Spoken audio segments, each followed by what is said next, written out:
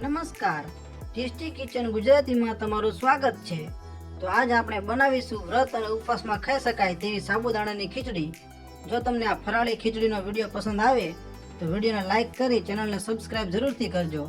તો ચાલો સાબુદાણાની ખીચડી બનાવવા માટેની સામગ્રી આપણે જોઈ લઈશું. જેમાં 2 કલાક પાણીમાં પલાળી રાખેલા સાબુદાણા છે, આ બાફેલા બટાકા છે જેને આપણે સમારી લીધેલા છે,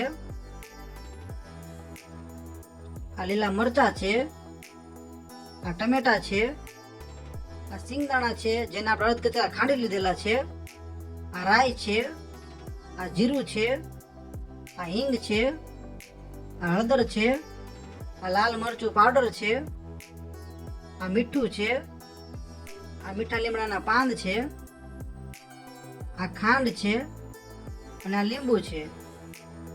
તો સાબુદાણાની ખીચડી બનાવવા માટે આપણે સૌપ્રથમ ગેસને ચાલુ કરી લઈશું.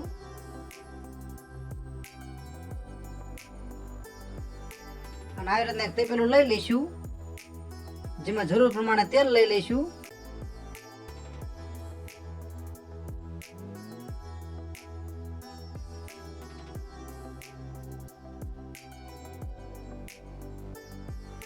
તો આપણે આટલું તેલ લઈ લીધું છે, તો આ તેલને ગરમ થવા દઈશું. તો તેલ ગરમ થાય એટલી વારમાં આપણે સાબુદાણામાંથી બધું જ પાણી કાઢી નાખશું. તો આવી રીતના બધું જ પાણી કાઢી નાખવાનું છે. તો આપણે સાબુદાણામાંથી બધું જ પાણી કાઢી નાખ્યું છે અને આવી રીતના એકદમ કોરા સાબુદાણા કરી નાખ્યા છે. અને આપણું તેલ પણ ગરમ થઈ ગયું છે. તેમાં સૌ પ્રથમ થોડી રાઈ નાખીશું, પછી થોડું જીરું નાખીશું, પછી થોડી હિંગ નાખીશું,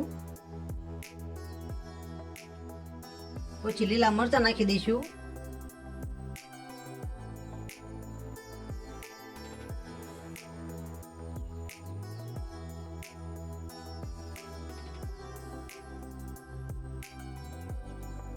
પછી ટમેટા નાખી દઈશું,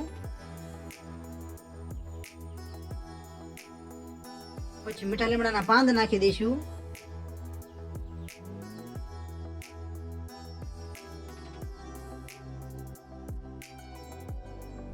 અમે અધ કચરા ખાંડેલા સિંગદાણા છે તે નાખી દઈશું,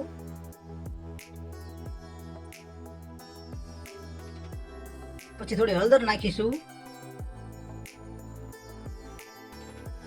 એકવાર હલાવી લઈશું.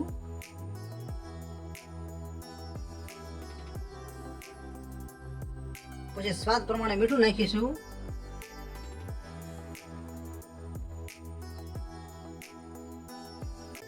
પછી થોડું લાલ મરચું પાવડર નાખીશું,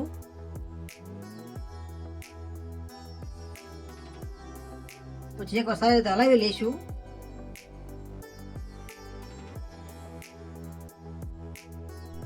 હવે બાફેલા બટાકા એડ કરી દઈશું, એકવાર સારી રીતે હલાવી લઈશું.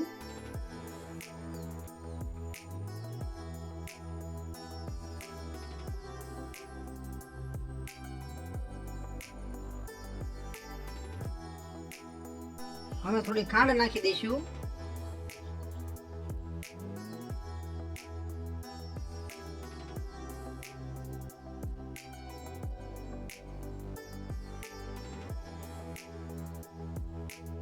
પછી સાબુદાણા ઉમેરી દઈશું,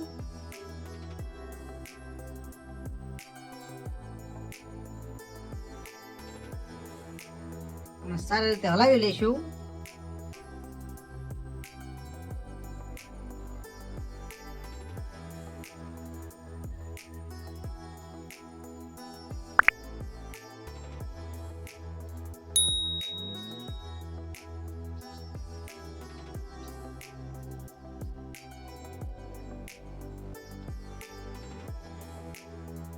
એકદમ સારી રીતે હલાવી લઈશું.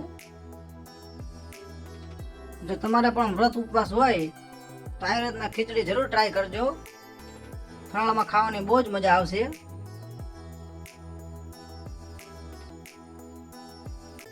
ઉપરથી થોડું લીંબુ નીચવી લઈશું અને લીંબુ નીચવીને સારી રીતે હલાવી લઈશું.